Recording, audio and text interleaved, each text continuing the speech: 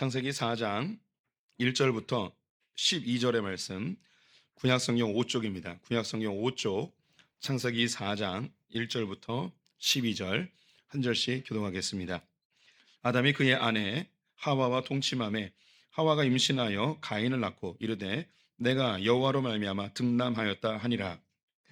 또 가인의 아우 아벨을 낳았는데 아벨은 양치는 자였고 가인은 농사하는 자였더라. 세월이 지난 후에 가인은 땅의 소산으로 제물을 삼아 여호와께 드렸고 아벨은 자기도 양의 첫 새끼와 그 기름으로 드렸더니 여호와께서 아벨과 그의 제물은 받으셨으나 가인과 그의 제물은 받지 아니하신지라.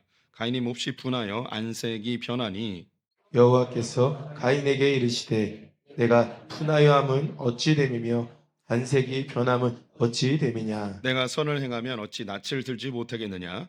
선을 행하지 아니하면 죄가 문에 엎드려 있느니라. 죄가 너를 원하나 너는 죄를 다스릴지니라. 가인이 그의 아우 아벨에게 말하고 그들이 들에 있을 때에 가인이 그의 아우 아벨을 쳐 죽이니라. 여호와께서 가인에게 이르시되 내 아우 아벨이 어디 있느냐. 그가 이르되 내가 알지 못하나이다. 내가 내 아우를 지키는 자니이까. 이르시되 내가 무엇을 하였느냐. 내 아우의 핏소리가 땅에서부터 내게 호소하느니라. 땅이 그 입을 벌려 내 손에서부터 내 아우의 피를 받았은즉 내가 땅에서 저주를 받으리니. 내가 밭을 갈아도 땅이 다시는 그 효력을 내게 주지 아니할 것이요 너는 땅에서 피하며 유리하는 자가 되리라. 아멘. 오늘도 주님의 보좌 앞으로 나오신 성도님들에게 하나님의 은혜와 평강이 함께 하시기를 축원드립니다. 우리 옆 사람에게 반갑게 인사하겠습니다. 당신은 하나님의 걸작품입니다. 당신 하나님의 걸작품입니다. 감사합니다. 네, 우리는 크리스천 베이직이라는 주제로 기독교 세계관에 대해서 함께 살펴보고 있는데요. 기독교 세계관은 크게 네 가지의 주제로 이루어져 있습니다. 이것으로 세상을 바라보는 것인데요. 창조, 타락, 구속, 회복입니다. 하나님께서 이 세상을 창조하셨고 이 세상을 아름답고 그리고 너무나 풍성하게 만드셨죠. 그리고 인간으로 하여금 이 세상을 통치하고 다스리도록 하나님께서는 우리를 하나님의 형상으로 창조하셨습니다. 하지만 인간의 죄로 인하여 인류는 타락하게 되었고 고통과 고난 속에 우리가 살아가고 있습니다. 하나님께서는 이 고통을 그대로 두지 않으시고 자기 아들 예수 그리스도를 이 땅에 보내셔서 죄의 문제를 해결하심으로 우리에게 회복할 수 있는 길을 열어주셨습니다. 그래서 예수 그리스도를 통해서 모든 인류가 또 모든 만물이 하나님이 창조하셨던 그 원형의 모습으로 회복되어져 가는 과정 속에 있는 것이죠. 이것은 너무나 기쁜 소식입니다. 이것이 왜 우리에게 기쁜 소식인가?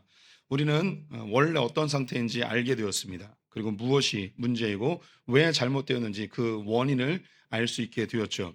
원인을 알 수 있을 뿐만 아니라 어떻게 하면 회복될 수 있는지 그 방편까지도 알게 되었으니 얼마나 기쁜 소식이겠습니까? 우리는 우리의 삶을 회복시킬 수 없습니다. 우리는 모두가 다 무엇인가 문제가 있고 무엇인가 잘못됐다는 걸 다 느끼고 있죠.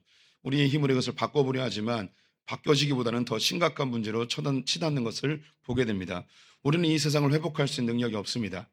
하지만 우리보다 뛰어나신 예수 그리스도께서 오셔서 우리를 대신하여 이 세상을 회복시켜 주셨고 그분을 믿는 자들에게는 개인의 삶, 가정의 삶, 그 공동체와 국가와 민족의 삶까지도 변화되는 것을 보게 됩니다. 더 나아가 예수님이 이 땅에 다시 오실 때는 이 모든 세상이 새하늘과 새 땅으로 회복될 것을 약속해 주셨죠. 우리는 이 회복을 맛보며 살아가고 있고 또 더 많이 회복되기를 갈망하고 있습니다. 우리의 삶에 가장 많이 회복되기 원하는 것이 있다면 그건 단연 나 자신입니다. 그래서 우리 자신에 대해서 관심이 제일 많고 우리 자신이 온전한 모습으로 성장하고 바뀌어지기를 갈망하고 있죠. 하나님께서 우리 인간이 하나님의 형상대로 지음받은 하나님의 걸작품, 하나님의 보물들이라고 선언해 주고 있습니다. 그럼에도 불구하고 인간은 하나님 자기 자신을 찾기 위해 끊임없이 탐구하며 또 연구하고 자신을 찾는 여정 속에 놓여 있습니다. 하지만 아무리 자신을 찾으려 하더라도 이 땅에서 명확하게 답을 찾지는 못하죠. 하지만 성경은 아주 명확하게 우리에게 답을 제시해 주고 있습니다. 우리는 하나님의 걸작품, 하나님의 피조물, 하나님의 아들, 딸이라고 명확하게 이야기해 주고 있습니다. 사람은 자기 중심성을 가지고 있어요. 자기가 스스로 자기를 찾고 싶은 마음이 있죠. 누군가 너는 이거야라고 이야기할 때 받아들이려 하지 않습니다. 우리 성도님들의 가정에서 뭐 자녀들이나 배우자나 당신이 이래, 당신 이렇게 바뀌어야 돼라고 해도 절대 바뀌지 않죠. 왜냐하면 자기 중심성을 가지고 있기 때문이죠. 그래서 자기 스스로 깨닫지 못하는 이상 절대 누군가의 이야기를 들으려 하지 않습니다. 성경에서 당신 하나님의 걸작품입니다. 하나님의 형상대로 지음받았습니다라고 아무리 선포를 하더라도 이 인간은 스스로 자기가 누구인지 자기가 자꾸 자기를 찾고 싶어 해요. 그래서 결국은 찾지 못하죠. 우리는 그래도 우리의 이 자기 중심성을 내려놓고 내가 하나님의 자녀라는 것, 하나님의 피조물이라는 것을 믿고 이 자리에 모여있는 멋진 분들입니다. 그래서 우리 다시 한번 옆 사람에게 인사해 보겠습니다. 당신 하나님의 걸작품입니다. 제가 그림 하나 보여드리겠습니다. 이 그림의 제목은 살바토스 문디라는 작품입니다. 살바토스는 구원자라는 뜻이고요. 문디는 세상에라는 뜻입니다. 세상의 구원자인데요. 이 그림이 지금으로부터 한 500여 년 전에 레오나르도 다빈치가 이 그림을 그렸다고 합니다. 이 그림이 왜 유명하냐면 현존하는 가장 비싼 그림입니다. 이 그림의 금액이 우리나라 돈으로 6천억이 넘습니다. 어마어마하게 비싸죠. 네, 이 그림이 비싼 이유가 몇 가지가 있는데 그중에 한 가지는 가장 최근에 발견된 디카프리오네 다빈치의 그림이기 때문입니다. 오랜 기간 동안 진위 여부를 확정하지 못하다가 얼마 전에 다빈치의 작품이라는 것이 확정이 되었습니다. 그리고 이것을 소유하기 위해서 누가 이걸 샀냐면 그 아랍에미리트의 왕가에서 이걸 샀습니다. 그래서 다른 그 누구의 그 베팅가보다도 더 높게 6천억에 이 작품을 사게 됐죠. 지금 이 작품은 그 루브르 아부다비에 보관되어 있다고 합니다. 저는 루브르 박물관이 파리에만 있는 줄 알았는데 아부다비에도 있네요. 아직 그 일반인들에게는 공개되지 아니하였고 지금 계속 보관 중에 있다고 하는데 얼마 지나지 않아서 이게 공개가 되면 많은 사람들이 구경을 가지 않을까 싶습니다. 예, 이 작품 제가 이것과 비슷하게 그리면 가치가 얼마나 될까요? 아마 우리 성도들 아무도 안 살 것 같습니다. 예, 이 작품이 우리 성도들에게 뭐 해준 게 있나요? 그냥 보면 좀 은혜가 되나요? 그런데 이 작품이 6천억이 넘습니다. 왜 그럴까요? 예, 이 작품은 우리에게 아무것도 해준 게 없음에도 불구하고 그 가치가 6천억입니다. 그 이유는 누가 만들었느냐입니다. 예, 레오나르도 다빈치라는 세계적인 화가가 만들었기 때문에 이 작품의 가격이 6천억을 넘게 되는 것이죠. 이와 같이 우리 성도님들이 내가 무엇을 하는가, 내가 어디에 위치해 있는가, 이것이 나의 가치를 입증해 주지 않습니다. 우리 성도님들의 가치는 나를 누가 만들었는가에 의해서 결정되는 것이죠. 우리 성도님들은 하나님이 만드신 걸작품들입니다. 세상이 우리를 알아보지 못할지라도 하나님은 우리 성도님들 한 분 한 분을 온 천하와도 바꿀 수 없는 너무나 소중한 존재라고 우리에게 이야기해 주고 있습니다. 그럼에도 불구하고 이 세상은 이 하나님이 이야기하는 것을 받지 않고 끊임없이 자기를 찾으려 합니다. 우리 안에서, 내 안에서 자기를 찾으려 하지만 결코 찾을 수 없죠. 성경은 하나님이 우리를 만드셨기 때문에 하나님께로 돌아가야만 우리를 찾을 수 있다고 선언해 주고 있습니다. 사람들은 죄로 인하여서 하나님과 단절되었습니다. 그래서 하나님을 찾지도 않고 하나님께 나아가는 방법도 알지 못합니다. 그러다 보니 내가 누구인지 찾을 수 없게 되는 거죠. 그럼에도 불구하고 사람들은 자기를 끊임없이 찾으려고 합니다. 제가 설교를 준비하면서 어제 유튜브에 나는 누구인가 뭐 이런 거 검색해 봤습니다. 수천 개의 영상이 뜨더라고요. 소위 이 시대의 유명한 철학자들, 사상가들, 선생들이 자기가 누구인지, 내가 누구인지를 찾으라고 계속해서 영상을 올리고 있습니다. 왜 이렇게 사람들은 자기를 찾으려고 할까요? 사람들이 자신을 찾으려 하는 이유는 자기를 찾을 때에 그때야 비로소 사람은 기쁨을 누립니다. 그때야 비로소 행복을 누리게 되는 거죠. 자기가 뭘 하고 싶은지, 자기가 뭘 잘하는지, 자기가 어떤 사람인지 이것을 찾을 때에 사람은 행복감, 기쁨을 느끼게 되는 것이죠. 그래서 사람들은 끊임없이 찾으려고 해요. 그런데 하나님께로 가지 아니하면 자기 자신을 찾을 수 없다고 했죠. 네, 하나님께로 가는 길을 막고 있는 게 죄입니다. 성경은 그래서 이렇게 이야기합니다. 로마서 3장 23절 말씀 같이 읽어보겠습니다. 모든 사람이 죄를 범하였음에 하나님의 영광에 이르지 못하더니 사람이 죄로 인하여서 하나님의 영광이 이르지 못한다고 합니다. 영광은 막 빛난 거, 찬란한 거, 머리에 막 이게 막 그 후광이 있는 거 이런 걸 영광이라고 생각하시면 안 되고 제가 설교 시간에 몇 번 말씀드렸는데 성경에서 이야기하는 영광은 하나님이 목적하고 계획하신 바대로 되었을 때 이것을 영광스럽다라고 이야기하는 것입니다. 제가 자주 이야기합니다. 눈에 보이는 거죠. 컵이나 마이크. 이것이 언제 가장 영광스러워지냐면 목적대로 사용될 때 가장 영광스러워지는 거죠. 이 마이크나 컵이 가장 불명예스러울 때가 언제냐면 목적대로 사용되지 않고 잘못 사용되었을 때 불명예스러워지는 거죠. 그래서 이것을 죄라고 이야기합니다. 이 컵은 물을 마시도록 만들었는데 이 컵을 제가 던져버리면 누군가가 다치겠죠. 불명예스럽게 이 컵은 사용된 것이고 그 던져진 행위가 죄가 되는 것이죠. 그래서 하나님이 우리를 창조하셨는데 죄로 인하여 하나님의 영광이 이르지 못합니다. 즉 이것을 좀 풀어서 이야기하면 하나님께서 우리를 창조하실 때 인간을 창조하실 때에 원래 목적하고 계획하신 바가 있어요. 근데 죄 때문에 그 하나님의 원래 계획하고 목적한 바를 이루어지지 않다 보니 영광에 이르지 못하는 거죠. 그러면 우리를 향한 하나님의 목적과 계획이 무엇이었을까요? 그것은 생명력 넘치는 삶, 풍성한 삶, 아까 이야기했던 기쁘고 행복한 삶을 하나님께서 우리에게 너무너무 주고 싶어 하셨는데 이 세상 사람은 그것을 누리고 싶어서 자기를 찾고 있습니다. 하나님께로 가지 못하면 자기를 찾을 수 없으니 자기를 찾지 못한 우리는 참된 기쁨과 행복을 누리지 못하는 거예요. 하나님께로 가야만 자기를 찾을 수 있고 우리가 자기를 찾지 못하였기 때문에 행복과 기쁨을 누리지 못하게 됩니다.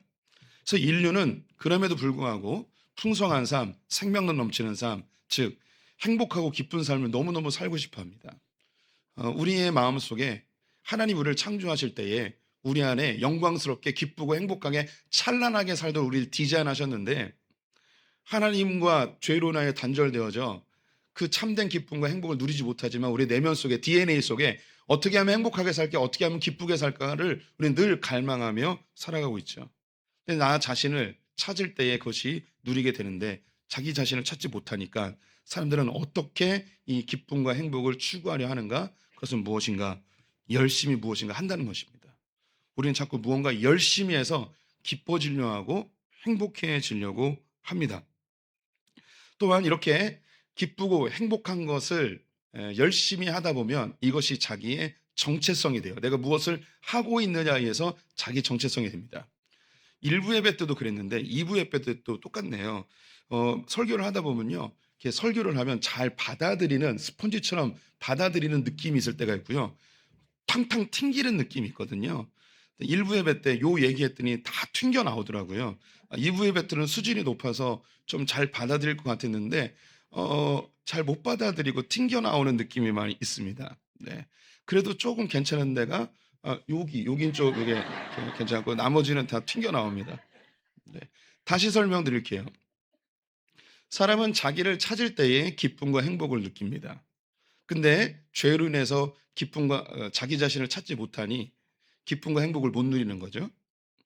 그래서 사람들은 이 기쁨과 행복에 대한 갈망이 있어서 자기를 찾지 못하였지만 뭔가 열심히 해서 행복해지려고 합니다. 그래서 이 일을 열심히 하다 보니까 행복해지고 기뻐졌어요. 그러다 보니까 어떻게 되냐면 내가 하고 있는 그 일이 나의 정체성이 되는 거예요. 요거 좀 이해 못 돼도 시간이 없기 때문에 넘어가야 됩니다. 사람들은 돈을 벌기 위해서 뭔가 열심히 하고 공부, 직업, 대학, 취미 또 무엇인가 소유하기 위해서 심지어 종교 행위까지도 뭔가 열심히 합니다. 우리 내면 속에 어떤 생각이 있냐면 더 행복해지려면 더 기뻐지려면 우리의 방법이 뭔지 아세요? 더 열심히 살면 더 노력하면 더 최선을 다하면 더 행복해지고 더 기뻐질 거라는 그런 생각을 가지고 있어요. 사람이 취미나 여가 활동으로 행복감과 기쁨을 누리면 어떻게 하면 더 잘 놀까를 생각하게 돼요. 뭔가 어떻게 해서든 더 열심히 더 최선을 다해서 더 무엇인가 더 많은 것을 해서 우리는 행복과 기쁨을 누리려 하고 그것이 나의 정체성이 됩니다. 이것은 일면 분명히 도움이 됩니다. 자기가 하고자 하는 일을 할 때 우리는 기쁨을 누리고요. 또 내가 한 일의 결과물을 보면서 우리는 행복감을 느끼게 됩니다. 그 안에서 자기의 정체성을 찾는 거죠. 내가 하고 있는 그 일이 곧 내가 될 때가 많이 있습니다. 그런데 여기에는 심각한 문제가 있습니다. 내가 하고 있는 그 일을 영원히 할 수 있는 건 아니거든요. 우리 성도님들이 20년, 30년 한 직장과 한 직종에 있을 때 그 직업이 그 일이 곧 내가 됩니다. 그런데 그 일을 내려놨을 때 우리는 자기의 정체성이 사라져 버리게 되는 거죠. 기쁨이 없어지는 거예요. 급격히 우울해지게 되는 것입니다. 우리 가운데 어머니들 자녀를 키우고 가정을 돌보는 것이 자기의 가장 큰 기쁨인 경우가 많이 있습니다. 자녀가 잘 되는 모습을 보고서 행복감을 누리게 되죠. 그런데 이 자녀를 영원히 내 품 안에 둘 수 없는 거죠. 언젠간 떠나가게 되어집니다. 자녀를 결혼시키고 나서 엄청나게 상실감을 느끼는 부모님들을 여럿 보았습니다. 또 어떤 사소한 일이나 어떤 큰 이슈로 인해서 갈등으로 자녀와의 관계가 틀어졌을 때 그 부모님이 겪는 고통을 이루 말할 수가 없습니다. 또 배우자의 관계 속에서 그 사람이 나의 정체성이 될 때도 있어요. 그래서 그 사람이 죽거나 이별하게 되었을 때 겪는 고통, 또 이것을 우리가 다 잘 알고 계실 것입니다. 내가 하고 있는 그 일이 무너져 내리거나 거절당했을 때 우리는 정체성이 무너져 내리는 경험을 하게 되는 것이죠. 심리학 용어 중에 정체성 고정이라는 말이 있습니다. 어떤 일을 오랫동안 하게 되면 그 정체성이 나게 고정되어 버려요. 또 누군가로부터 지속적인 칭찬과 인정을 받게 되면 그 칭찬과 인정이 곧 내가 되어서 그것이 나의 정체성으로 고정되어집니다. 우리 성도님들도 많이 경험해 보셨을 부분이에요. 우리 아이들 중에 어릴 때 공부 잘하는 아이들이 있습니다. 이 공부 잘하는 아이들이 어릴 때부터 아유 참 똑똑하네, 아유 천재네, 야 너 커서 서울대학 가겠다, 야 너 맨날 어떻게 이렇게 공부도 안 하는데 전교 1등하니 막 이렇게 맨날 칭찬을 받아요. 그럼 이렇게 계속 칭찬을 받고 인정을 받다 보면 이 아이 속에 어떤 정체성이 형성되냐면 자기는 공부 잘하는 사람이라는 정체성이 형성되게 됩니다. 그런데 이렇게 계속 공부를 잘하면 괜찮은데 여기서 상실 혹은 거절이 생겼을 때 고등학교에 진학했는데 예전만큼 성적이 안 나오는 거예요.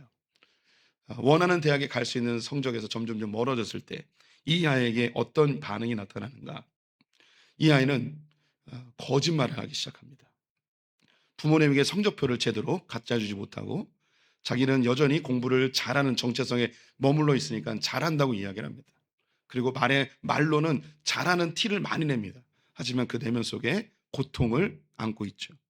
이게 점점 심각해지면 자신이 그 원하는 대학에 가지 못했을 때 겪게 되어질 사람들의 실망감, 또 내 자신이 무너져 내림, 그래서 거짓말로 합격증을 위조하여서 학교를 다니는 듯 하기도 하죠. 4년 동안 기숙사에 가짜로 들어가고 수업도 똑같이 들어서 그 학교에 있는 사람들이 진짜 학생이라고 착각을 하기도 하고 심지어 졸업사진도 찍고 그리고 거짓으로 결혼도 하고 이런 일들이 벌어지죠. 나중에 들통났을 때 큰 파장이 일어나는 뉴스를 여러 번 보지 않았습니까? 이건 우리나라에 뿐만 아니라 전 세계적으로 일어나는 일들입니다. 또 우리 아이들 중에 착하다는 소리를 듣고 자라는 아이들이 있습니다. 너 참 착하다. 넌 참 동생들도 잘 돕는다. 야, 너는 어떻게 엄마 아빠 일을 잘 도와주니? 이렇게 칭찬하다 보면 이게 그의 정체성이 돼요. 그래서 이 아이는 끊임없이 착해지려고만 합니다. 근데 자기가 실수하는 경우도 있고요. 죄를 짓는 경우도 있죠. 이때 어떻게 하는가? 이 아이는 자기의 정체성이 정직한 착한 아이이기 때문에 또 속이죠. 거짓말하는 거예요. 그리고 겉으로는 착한 척하고 뒤에서 이상한 죄들을 짓는 아이들을 많이 보게 됩니다. 그래서 우리 성도님들 중에 자기 자녀에 대해서 속는 경우가 있어요. 집에서 너무 착해요. 우리 아이는 거짓말도 한 번 하고 욕도 한 번 안 했어요. 그런데 학교 가니까 학교 폭력의 주동자가 되어 있는 경우들을 보게 됩니다. 이것이 이 아이가 정체성 고정으로 사람들 앞에서 이런데 자기 내면은 무너져 내리고 있는 경우죠. 또 우리 아이들 중에 참 예쁘다라는 이야기를 들으면서 자라는 아이들이 있습니다. 야, 너 너무 예쁘다. 너 커서 미스 코리아 되겠다. 너 커서 탤런트 되겠다. 야, 너 이렇게 김창현 목사님하고 쏙 빼다 닮았니? 이렇게 이야기를 들으면 이 아이는 자기는 예쁘다는 정체성 고정이 생기게 되죠. 하지만 아이들은 사춘기 때가 되면 얼굴이 변하기 시작합니다. 그럼 자기의 변화된 얼굴이 마음에 안 드는 거예요. 그래서 중고등학교 아이들이 특히 여자아이들이 어떻게 하냐면 얼굴에다가 화장을 아주 흔한 말로 떡칠을 하게 되는 거죠. 자기의 변화된 모습을 들키고 싶지 않은 거예요. 그런데 그렇게 떡칠을 하면 더 못생겨져 보이죠. 그런데 사람들은 못생겼다고 하는데 자기 스스로는 안정감이 있는 거예요. 자기 얼굴을 가리고 있기 때문에. 그리고 1년 내내 마스크를 끼고 다니는 여자 학생들도 있고요. 모자를 푹 눌러 쓰고 다니는 학생들도 있고, 머리를 길게 길러서 얼굴을 가리고 다니는 학생들도 있습니다. 이것이 정체성이 고정되어 있는데 나의 현실은 그렇지 않다 보니까 무너져 내리는 거죠. 그리고 이런 아이들이 나보다 더 예쁜 아이들을 만났을 때 이 아이들을 공격하기 시작하는 일이 발생하게 됩니다. 이렇게 정체성이 고정되어 있었는데 거절되어지거나 상실되어져서 정체성이 무너져 내리게 되면 심각한 스트레스, 거짓말, 우울증, 분노, 폭력적인 성향이 나타나기도 하고, 급기야는 이 폭력성이 자기를 해하는 데까지 이르게 되는 것이죠. 수많은 연예인들이 최고의 자리에 올라서 거기에 정체성이 고정이 되어 있는 거죠. 시간이 지나 자기의 인기가 떨어졌을 때 이걸 견디지 못하고 극단적 선택을 하는 경우들도 많이 있습니다. 우리의 신앙생활도 마찬가지입니다. 우리가 교회를 다니면서 참 믿음 좋아요. 어유 목사감이야. 어유 장로감이야. 어유 충성스럽네. 너 없으면 교회가 안 돌아가. 막 이런 이야기를 듣다 보면 우리 안에 어떤 정체성이 형성되냐면, 내가 이렇게 열심히 했기 때문에 내가 믿음 좋은 사람이라는 그런 정체성이 고정이 되어집니다. 나는 믿음 좋은 사람이야 라고 살았는데, 사람이 살다 보면 죄를 짓기도 하고 무너져 내리는 상황에 놓일 때도 있습니다. 이때 이것을 받아들이지 못하는 거죠. 나는 믿음 좋은 사람인데 어떻게 이런 일이 벌어졌지? 성도들에게 자기 자신을 숨기게 됩니다. 가면을 쓰게 됩니다. 점점 심화되어지면 사람들을 정죄하고 그 분노가 사람들에게 나타나게 되고, 그리고 나는 이렇게 열심히 하는데 당신은 왜 이렇게 열심히 안 해 하면서 정죄의 칼날로 비판하고 판단하게 되어지죠.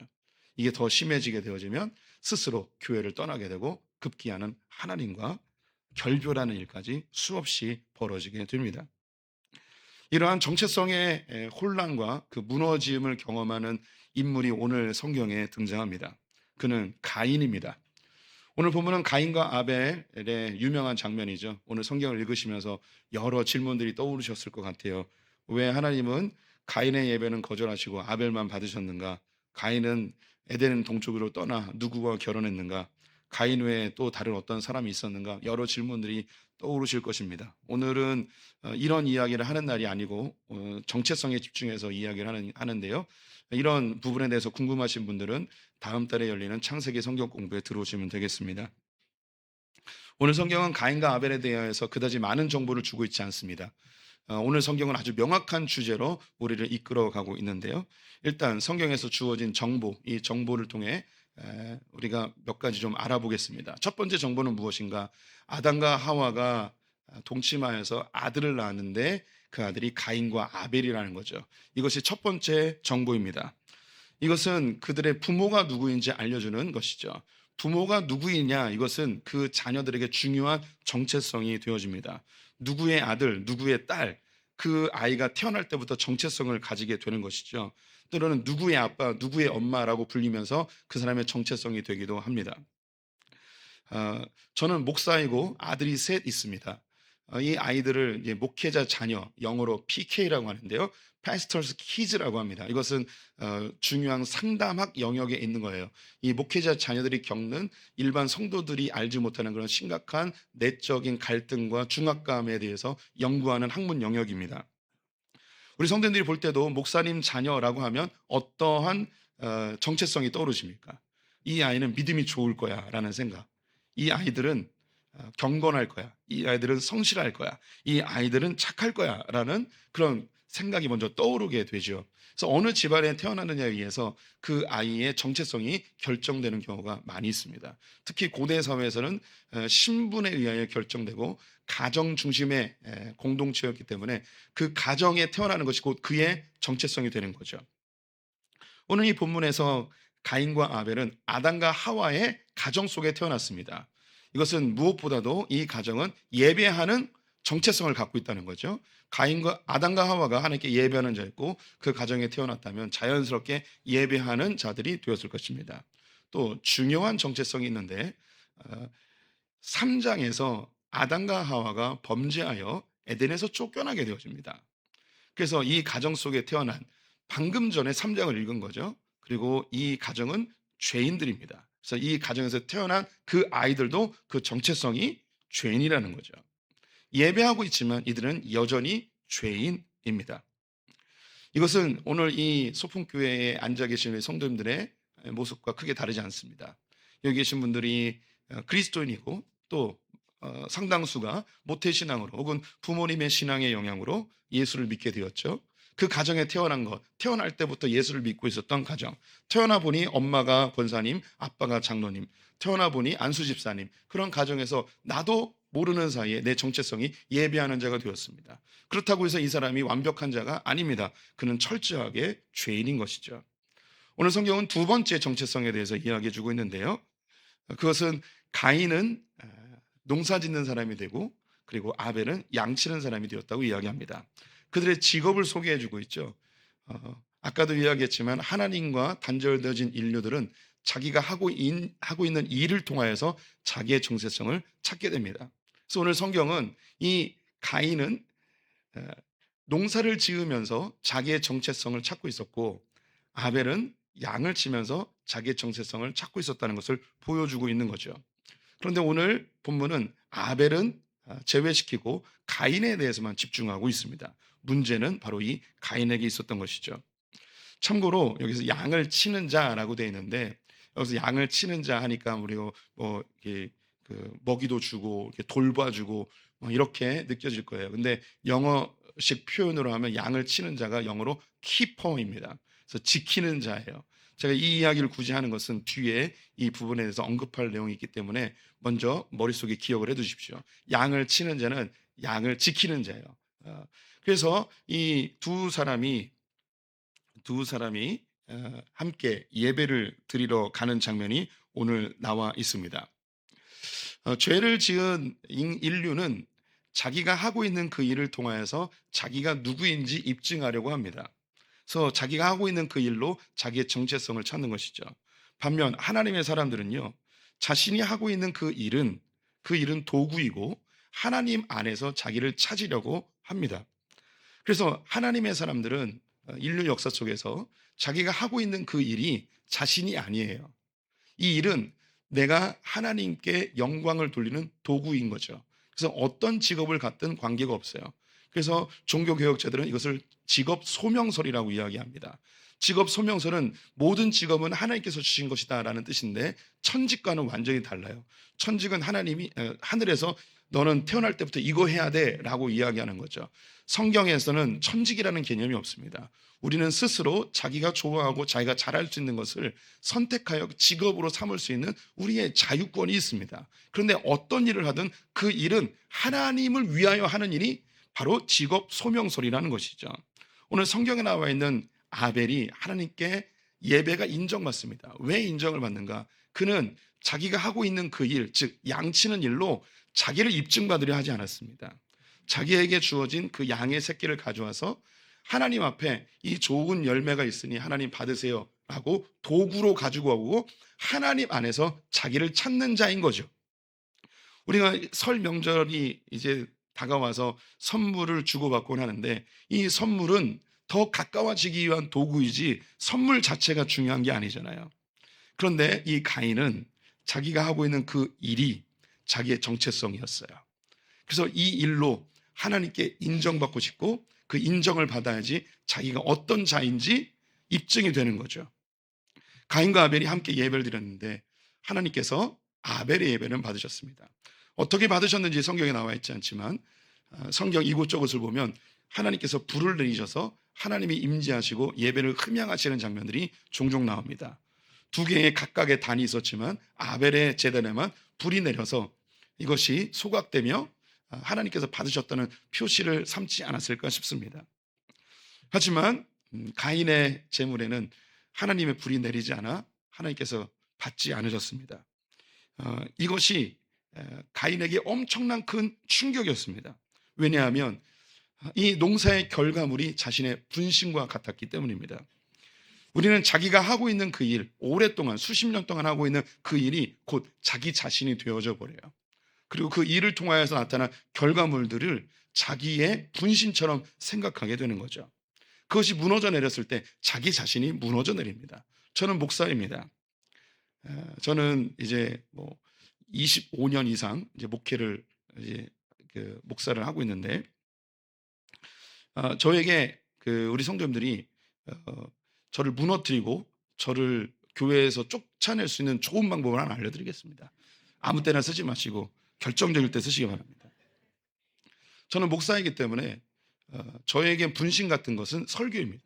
저뿐만 아니라 모든 목사들이 설교에 대한 자부심과 또 이 설교를 통해 자기가 입증되고 싶은 욕구가 다 있죠. 근데 성도님들께서 예배가 끝난 다음에 나가면서 모든 성도님들이 저를 향해 목사님 오늘 설교가 왜 그따위예요? 라고 하면 저는 아마 한 달도 못 견디고 교회에서 사임하게 될 겁니다. 네, 좋은 방법 알려드렸죠. 예, 아무 때나 쓰지 마십시오. 얼마 전에 넷플릭스에서 흑백 요리사를 보았는데 그 요리 경연에 참여한 요리사들, 그들은 수십 년 동안 요리만 했죠. 그들에게 요리는 곧 정체성이에요. 자기가 만들어 온 이 요리는 그냥 요리가 아니에요. 이건 자기의 분신이에요. 미용사에게 머리를 깎는 것은 자기의 정체성이고 머리에 대해서 불만족스러워하는 것은 자기의 정체성이 무너져 내리는 것입니다. 건축가에게 건물은 자기의 정체성입니다. 자기가 하고 있는 일이 자기의 정체성이 되어지는 인간들입니다. 가인이 재물이 거절당했다는 것은 단순히 예배를 실패한 것이 아니고 자기의 정체성이 완전히 무너져 내리게 된 것이죠. 이렇게 가인이 정체성이 무너져 내릴 때 몇 가지 반응들이 나타납니다. 우리 모두가 정체성이 무너지면, 내가 누구인지가 파괴되어지면 제일 먼저 하게 되는 게 비교입니다. 그래서 다른 사람이 나보다 더 나으면 비교하면서 내가 초라하게 느껴져요. 그리고 그 간격이 얼마 되지 아니하면 내가 더 열심히 해서 극복해서 내가 더 뛰어내져야겠다라고 생각하겠지만, 그 간격이 너무 커버리면, 이 간격을 좁힐 수 없다고 생각되어지면 이 비교에서 분노로 바뀌어지죠. 두 번째가 바로 분노예요. 저놈만 없어지면, 쟤만 없어지면 내가 1등인데, 이것이 극단적으로 사람을 죽이기도 하고 혹은 교활한 방법으로 그 사람을 무너뜨리려 하는 경우들이 너무나 많이 있죠. 우리 주변에도 많이 있을 겁니다. 제가 평택이 고향인데요. 저희 학년들, 평택에 있는 저희 학년들은 모두 다 알고 있는 한 여자 학생이 있습니다. 이 학생은 왜 알고 있을까요? 너무 예쁜 거예요. 예, 진짜 너무 예뻐요. 너무 예뻐. 예, 너무 예뻐요. 한 가지 예를 들면 그 자매님이 평택 여자고등학교를 다녔는데 저희 학교 다닐 때 교복을 입기 시작했어요. 그래서 학교들마다 교복을 이렇게 택하잖아요. 그리고 학생들에게 입혀봐요. 어, 그래서 그 학교에서 그래도 꽤 그 예쁜 아이들을 입히잖아요. 그런데 누구께 됐냐면 그 예쁜 아이, 그 자매님께 됐어요. 그리고 그 후배들은 다 교복을 볼 때마다 욕해요. 왜냐하면 그 교복의 색깔이 똥색이에요. 근데 아무리 똥색을 입어도 그 자매가 입으면 예쁜 거죠. 이 이야기를 왜 하고 있는지 모르겠네. 예. 이 친구는 고등학교 내내 왕따였어요. 너무너무 힘들게 지냈어요. 그래서 결국 그 왕따가 하나님을 깊이 만나서 신학교를 가게 되긴 했는데, 그 주변에 있는 이 아이보다 조금 그 2등, 3등 되는 애들이 이 아이를 가만히 놔주지 않는 거죠. 교활하게 사람들이 모두 다 이 아이를 싫어하게끔 그 주동자들이 몇 명 있었어요. 너무 불쌍하게 고등학교 3년을 지냈던 기억이 있습니다. 제가 듣자 하니 저희 아내도 그런 경험이 있다고 이야기를 하더라고요. 제가 뭐 그 시대를 안 가봤으니까 뭐 믿을 수는 없겠지만 어쨌든 뭐 그랬다고 합니다. 여기에 세 번째 반응이 관계의 단절입니다. 이렇게 정체성이 무너지게 되면 사람들과 다 관계를 끊고 고립되어지는 삶을 살고 또 아무도 없는 산속으로 가게 되는 경우가 있죠. 우리 나는 자연인이다 보면 공통점이 있습니다. 다 사회에서 좌절하고 거절당하고 실패해서 사람들이 싫어서 관계를 다 단절하고 산속으로 도망가 버리는 경우이죠. 우리 성도님들 산으로 가지 마세요. 네, 산으로 가지 마세요. 또 신앙인이라면 관계가 단절될 뿐만 아니라 하나님과의 관계도 단절되게 되어 있습니다. 정체성이 무너졌을 때 비교하게 되고 분노하게 되고 관계가 단절되어 신앙인들은 하나님까지도 버리게 되어지죠. 이와 유사한 일이 역사 속에 너무나 많이 있습니다. 성경의 대표적인 인물이 사울이죠. 그는 베냐민 지파라는 가장 작은 지파에서 하나님이 왕으로 세워주셨는데 그의 정체성을 왕의 지위를 통하여 얻고 싶었습니다. 그래서 백성들에게 인정받아서 좋은 왕으로, 훌륭한 왕으로, 그래서 우리 성도님들이 성경에 기록되지 않은 수많은 이 사울이 너무나 열심히, 그래서 그 당시에 국방과 경제를 튼튼히 했던 사울의 모습이 있어요. 너무너무 열심히 했죠. 그런데 너무너무 열심히 했는데 하나님께 버림받게 되었습니다. 사람들에게 인정받으려 하다 보니 하나님과 멀어지게 된 것이죠. 하나님께 인정받지 못하게 된 사울은 그 정체성이 무너지게 되었고 비교하기 시작합니다. 바로 다윗과 비교하죠. 사울은 천천히요, 다윗은 만만이라라는 이야기에 그의 그 심령이 너무 심각한 스트레스로 정신질환까지 걸리게 되었고, 그 비교는 분노로 바뀌어서 다윗을 죽이려고 하게 됩니다. 이 다윗을 죽이려 했던 그 분노는 하나님과의 관계도 단절되게 되어지죠. 역사 속에서 아주 유명한 이 정체성이 파괴되어져 자신을 망친 인물을 찾는다면 영화 아마데우스에 나오는 샬리에르라는 사람입니다. 이 영화를 보신 분들도 계실 텐데 못 보신 분은 한 번쯤 꼭 보셨으면 좋을 것 같습니다. 이건 모차르트를 배경으로 한 소재로 한 영화이지만 이 영화의 주인공은 샬리에르라는 궁중 음악가입니다. 그는 최고의 음악가로 당시 가장 큰 인기를 얻었습니다. 그런데 모차르트라는 신의 작곡가가 등장하면서 사람들의 관심이 다 모차르트에 향하게 되었죠. 그 모차르트를 이겨보려고 샬리에르가 며칠 몇 밤을 세워서 아름다운 곡을 만들었습니다. 그래서 이 곡을 발표해야 되는 자리에 온갖 귀족과 왕이 있었습니다. 멋지게 연주했죠. 사람들이 박수를 막 보냈습니다. 근데 그 옆에 모차르트가 함께 그 음악을 들으려고 온 거예요. 근데 그 전날에도 많은 기생들과 함께 술을 먹고 취해 있었는데, 그래서 옆에 있었던 왕이 너도 한번 쳐보라고. 그래서 그 자리에서 즉석으로 쳤는데 그 샬리에르가 몇 날 며칠을 연구해서 만든 곡보다 훨씬 아름다운 거죠. 이런 일들로 자기의 정체성이 점점점 무너져 내려서 결국은 이 분노가 모차르트를 죽이게 됩니다. 어떻게 교묘하게 죽었는지 영화를 보시면 알게 됩니다. 결국 이 모차르트는 죽게 되었고 젊은 나이에 샬리에르는 그 정체성이 무너져 마지막 그의 독백으로 영화가 마무리되는데 이렇게 이야기하며 끝납니다. 제가 읽어드리겠습니다. 나는 하나님께 노래하고 싶었습니다. 그런데 나를 벙어리로 만드셨습니다. 왜 하나님은 저 외설적인 아이를 도구로 선택하셨습니까? 이제부터 당신과 나는 원수입니다. 샬리에르가 아까 사진에 보셨듯이 멀쩡하게 나오는데 죽음을 맞이하기 직전에는 완전히 얼굴이 마귀처럼 변해 있습니다. 하나님과 멀어지게 된 거죠. 이렇게 자기가 하고 있는 그 일이 무너져 내렸을 때, 거절당했을 때 정체성은 무너져 내리고 사람과 비교하고 그것은 분노로 바뀌고 관계가 단절되고 심각한 경우에는 하나님을 멀리하게 되죠. 예배가 거절당했던 이 가인에게 하나님께서 찾아오십니다. 찾아오셔서 하셨던 이야기 7절 말씀 같이 읽어보겠습니다. 내가 선을 행하면 어찌 낯을 들지 못하겠느냐? 선을 행하지 아니하며 죄가 문에 엎드려 있느니라. 죄가 너를 원하나 너는 죄를 다스릴지니라. 하나님께서 가인에게 찾아와 죄를 다스리라는 거예요. 너의 분노가 너무 강하다는 거죠. 자칫하면 더 큰 죄를 질 수도 있으니 이 죄를 다스리라고 이야기합니다. 하나님께서 기회를 주신 거죠. 그때 하셨던 이야기가 네가 선을 행했으면 어찌 낯을 들지 못하겠냐라고 이야기하십니다. 그래서 이 선이라 함은 착한 일, 뭐 남을 도와주는 일 이런 개념이 아니고 하나님 편에 서는 것이죠. 예배로 이야기한다면 그가 예배를 통해서 하나님께 자기를 인정받으려 했던 것. 하지만 아벨은 이 예배는 도구이고 하나님 품 안에서 자신이 누구인지 찾으려 했던 이것.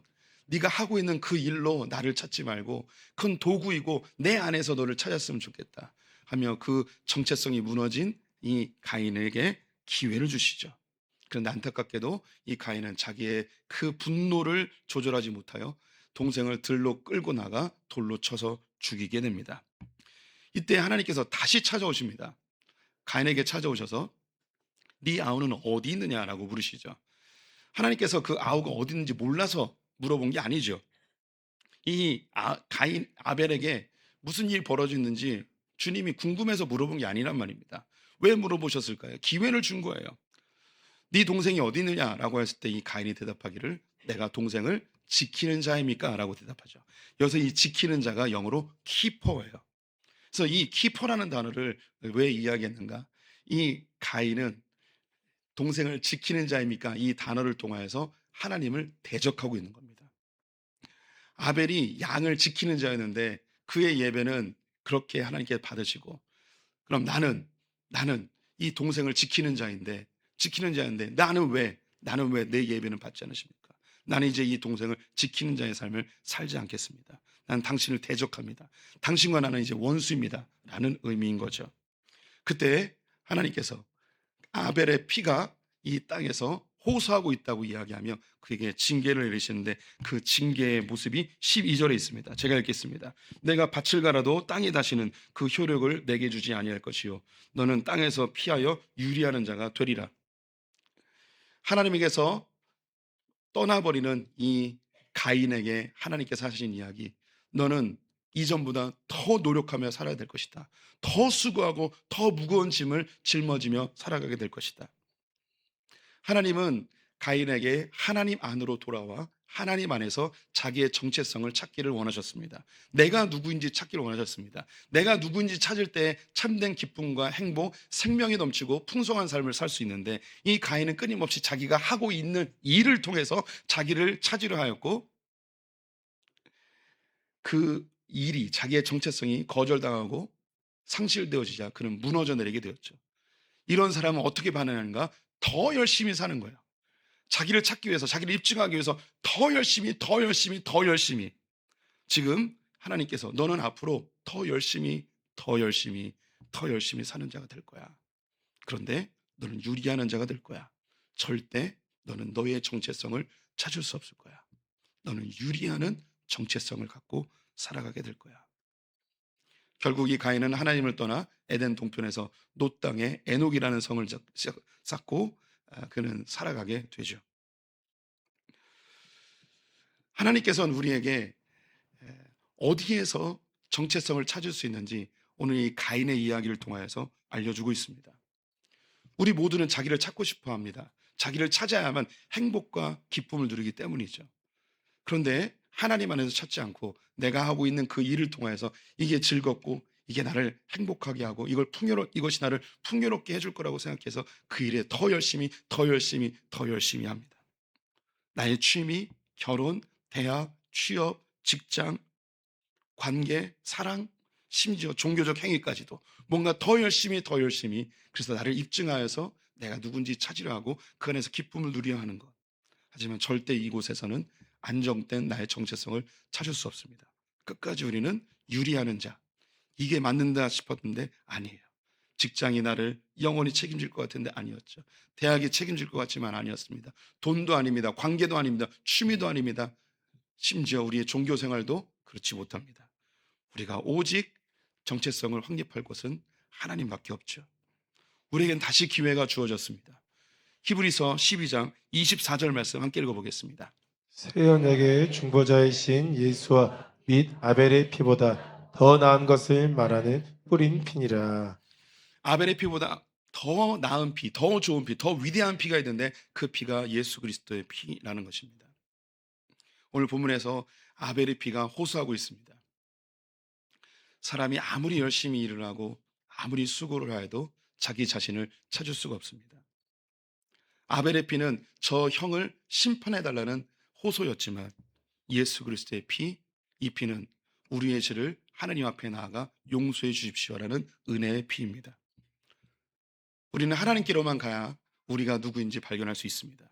이 예수의 피로 하나님께로 나아갈 수 있는 길이 열리게 되었습니다.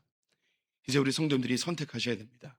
내가 하고 있는 그 일로 수고하고 땀 흘리고 그렇게 열심히 인정받으려 했던 그 일로 나를 정말 찾을 수 있는지, 그 안에 정말 기쁨과 행복이 있는지, 아니면 하나님께로 돌아가 하나님 안에서 내가 누구인지 발견하고 참된 기쁨과 행복을 누릴지, 저는 우리 성도들과 함께 예수를 통하여 하나님께로 나아가 내가 누구인지 찾기를 소망해 봅니다. 우리 성도님들 시간이 좀 지났는데 내일 연휴예요. 할 일 없어요. 푹 쉴 수 있어요. 출근 안 해도 되고 또 오늘 점심도 안 줘요. 시간 많아요. 찬송 하나 하고 예배 마치겠습니다.